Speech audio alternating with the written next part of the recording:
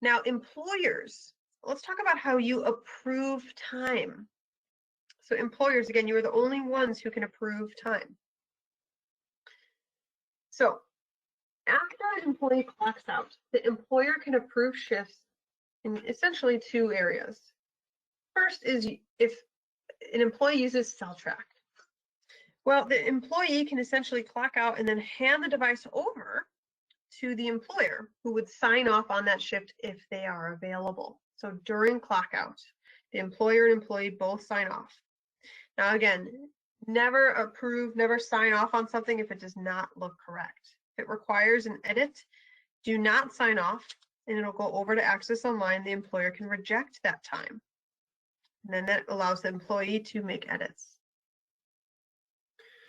Now, I mentioned again, so the employer can approve or reject pending shifts in the Access Online portal. That also applies for time submitted via IVR. So for IVR, the employee can, they place their call, and upon clock out, they can hand the phone over to the employer during the same call. That employer is going to verify their identity and approve or reject any shifts that are pending their attention. The second way is that the IVR system can actually make an outbound call to the employer. So let's say the employee clocks in, and when they clock out, they press the prompt that will make an automated call go to the employer. If the employer answers, they can validate their identity, and then all the shifts pending their attention will be read to them. And let's say the employer can't sleep, it's 2 a.m., they say, hey, let me approve some shifts. They can actually place their own call to the IVR confirmation number, verify their identity, and then approve or reject any shifts pending their attention. Now, for both CellTrack and shifts submitted via IVR, all of that flows into Access Online. It can be viewed in Access Online, it can be managed in Access Online. Any shift that is pending the employer's attention, meaning it's not yet been approved by them, can be approved or rejected. Again, you should never approve time unless it looks accurate. Once it's sent for approval to Access, we're going to do our best to process that and reach out unless there's any actions needed. How do you approve or reject shifts in Access Online? So you're going to go to the same place, login.mycell.org.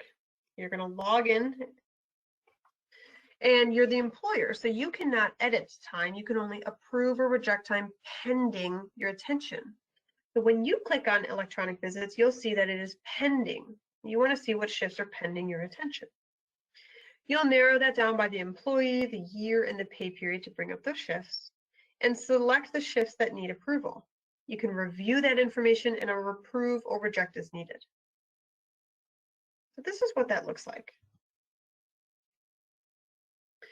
So if the status of a shift is pending, that means it's pending the employer's attention, which means the employer needs to approve or reject it.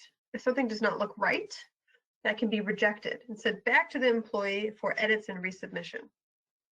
So employers, you can approve shifts one at a time, or you can approve them all or reject them all at once. You do need to make sure that the employer checks that box to make sure that is the attestation of truth box. Again, we have guides that go through these steps in detail, and you can always contact Participant Care Services. But there's one point I really want to make sure is clear. So EVV shift submission and payment.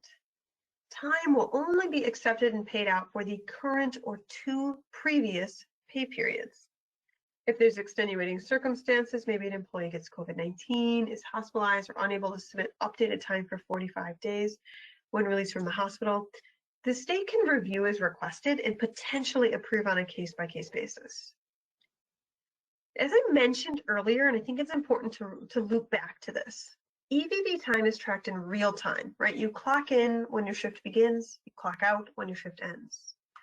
And then it is converted into 15-minute increments for payment. You're paid in 15-minute increments. So Access rounds time based on the Department of Labor guidelines. So as I mentioned here, and I think it's nice to have this visual, hope that helps. If you clock in between 7 o'clock a.m. and 7:07 a.m. in 30 seconds, it's going to round down to 7 o'clock. But if you clock in between 7:07 and 31 seconds and 7:15, that's going to round up to 7:15. Okay. So essentially, if you're 7 minutes and 30 seconds past a 15-minute increment, it'll round down. If you are 7 minutes and 31 seconds past a 15-minute increment, it's going to round up. Now, if you're a visual learner like me, this might be online portal. So let's just start, in looking at the left side of this chart here. So how does this work? You clock in and clock out when your shifts begin and end with the CellTrack mobile app.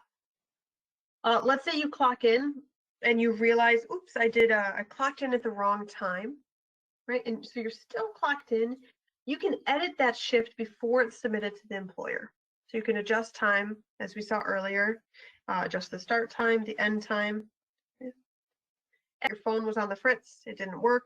But so today you've got your phone back. You can technically add a shift in CellTrack for the current pay period. You clock in and clock out, and adjust the time to reflect the shift that was forgotten. Now, employers using CellTrack, you can approve time in CellTrack at the time of clock out. So the employee clocks in. On that finished visit screen where they're clocking out, they sign off and can hand it over to you. And if everything looks accurate, that employer can sign off on that time.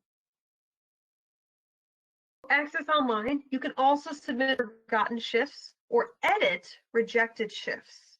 Okay, so your employer rejects a shift, you're going to need to go into app. You can approve or reject any shifts that are pending your attention.